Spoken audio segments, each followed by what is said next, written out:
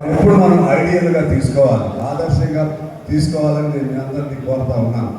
అదే అదే పద్ధతుల్లో ఇవాళ మీరు ఇక్కడికి వచ్చినటువంటి వాళ్ళు ప్రధానంగా ఒకవేళ అందరూ సెలెక్ట్ కారు, ఇప్పుడు కొద్దిమంది సెలెక్ట్ అయితే ఇంటికి వచ్చారు పిల్లలు, అందరు కారు, అందరు కాలేదు కాబట్టి డోంట్ గెట్ డిసప్పాయింటెడ్. మీరేమి నిరుత్సాహం గురి కాదు. It is an effort, it is like A mile stone. ఒక స్టోన్ ఎక్కడానికి ప్రయత్నం ఇది. ఎవరు కూడా నిరుత్సాహం గురి కావద్దని మీకు తెలియజేస్తా ఉన్నాను. ముఖ్యంగా నేను ఉదాహరణ చేసి చెప్పాలంటే నాకు ధైర్యం ఉండేది కాదు.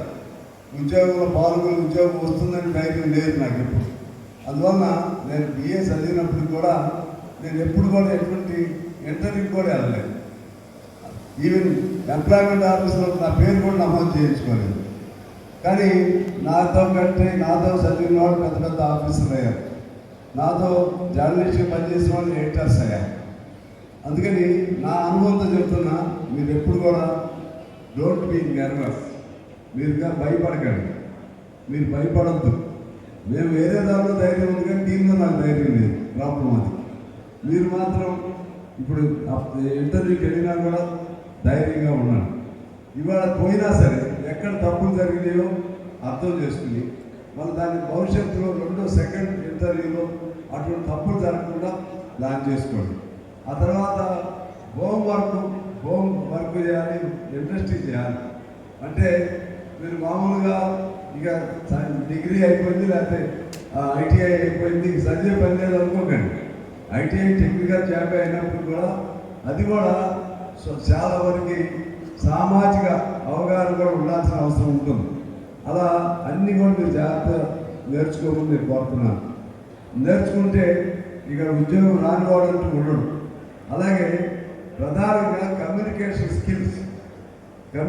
స్కిల్స్ అంటే మీరు టెక్నికల్ నాలెడ్జ్, టెక్నికల్ భాష ప్రధానంగా నేర్చుకోవాలి. దాన్ని కమ్యూనికేట్ చేయడానికి ఇంగ్లీష్ నేర్చుకోండి. ఇంగ్లీష్ నేర్చుకోవడం పెద్ద బ్రహ్మ విద్యం కాదు. మన జితేష్ గారిని చూస్తే నేను really I wondered to listen his speech or his generally way of talking to me or to other persons.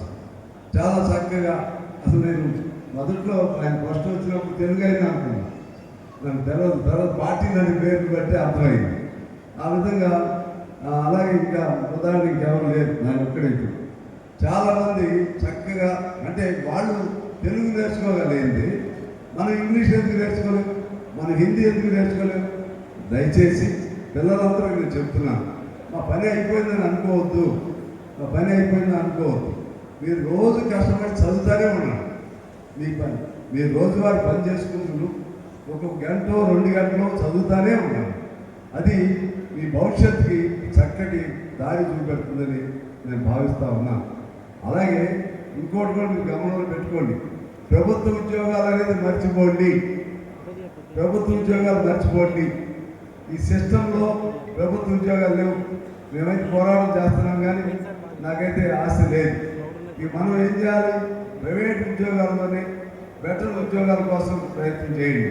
Private ఉద్యోగాలే ఏ మేరకు వస్తాయో దాన్ని పొందడానికి ప్రయత్నం చేయండి. అందుకని తల్లిదండ్రులు ఏమనుకుంటారంటే, మాకు ఏదైనా గవర్నమెంట్ ఉద్యోగం మా పిల్లలకు వస్తే మంచిది అనుకుంటారు. వస్తే మంచిదే, కానీ వచ్చే అవకాశం లేదు. అందువలన మీ అందరూ నేను అనేది ఏంటంటే, ముందు కమ్యూనికేషన్ నేర్చుకుని కష్టపడండి. తర్వాత ఇక్కడే ఉండాలని అనుకోకండి. ఇక్కడికి వచ్చిన దాదాపు 90 కంపెనీలు వచ్చినాయి. 4,500 మంది రిజిస్టర్ చేసుకున్నారు. ఇంకా చేసుకోవాల్సిన వాళ్ళు డైరెక్ట్గా అంటే ఆన్లైన్ దాదాపు 4,500 మంది, అంతేనా? 5,000 అయిపోయిందా? ఆన్లైన్ 5,000 మంది అయ్యారు. నేను అబద్ధం చెప్పను, అందుకని కరెక్ట్గా తెలుసుకునే చెప్పాను. ఆఫ్లైన్ ఇంకా చాలామంది వచ్చి ఉంటారు. అంటే దానిలో ఇందాక మన కోఆర్డినేటర్ ఆయన వెంకటేశ్వర గారు అనుకుంటారు, ఖచ్చితంగా 3,000 ఉద్యోగాలు ఇప్పించడమే నా బాధ్యత అని చెప్పాడు ఆయన నేను మనస్ఫూర్తిగా అభినందన తెలియజేస్తున్నాను. పెద్ద ఆర్గనైజేషన్ చేయడం అనేది సాధ్యం కాదు. దానికంటే మించి నేను ప్రధానంగా అభినందన తెలియజేయాల్సింది ఏంటంటే, మన సింగరేణి యాజమాన్యాన్ని. నా పేరు పెట్టారు, నా పేరు పెట్టారు, ఎందుకంటే ఎమ్మెల్యేగా ఉన్నాను కాబట్టి. అచ్చా నా ప్రమేయం చాలా తక్కువ. టోటల్గా entire credit will go to Singareni management. It is back.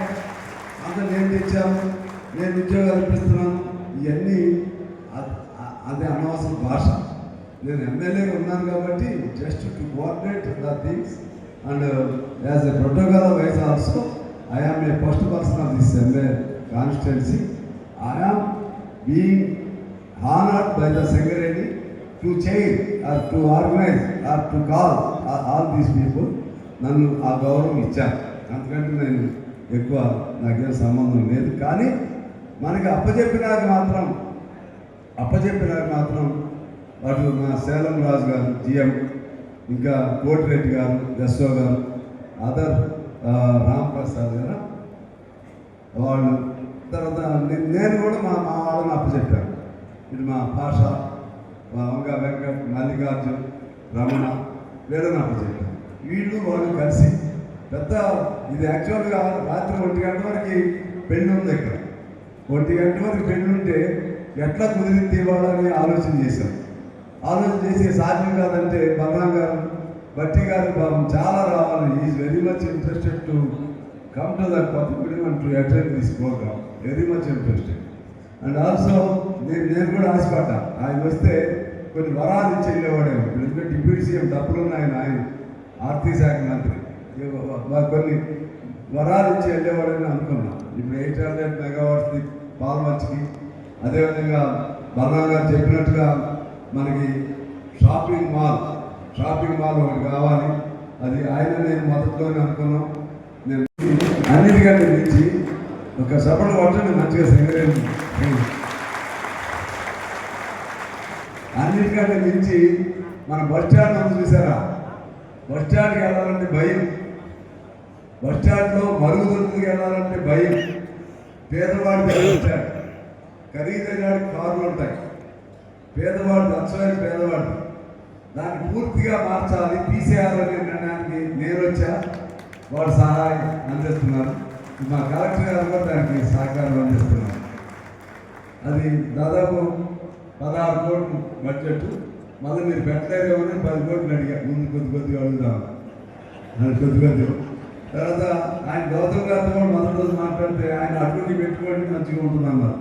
మన కొత్త బస్ స్టాండ్ రాబోతుంది కొత్తగూడెం, పాల్మంచి కూడా అది వేరే ప్లాన్ చేస్తున్నాం.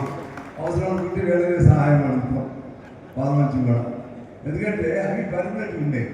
తర్వాత విమానాశ్రయం గురించి మా కలెక్టర్ గారు చాలా కష్టపడుతున్నారు. చాలా నేను ఆలోచన నాది, ప్రయత్నం ఏమో వారిది, రావాలని కోరిక నాది, మీ అందరి తరఫున ప్రయత్నం వారిది. వారు ఎన్నో ఉన్నా సరే తక్కువ రోజులే ఉంటారు, అందుకని విమానాశ్రయానికి ప్రయత్నం చేస్తున్నాం. అలాగే పాల్వంచిలో 800 మెగావాట్స్, 2 మెగావాట్స్, 800+2 అంటే 2 ప్లాంట్లు అంటే 1600 మెగావాట్స్ కోసం ప్రయత్నం చేస్తున్నాం.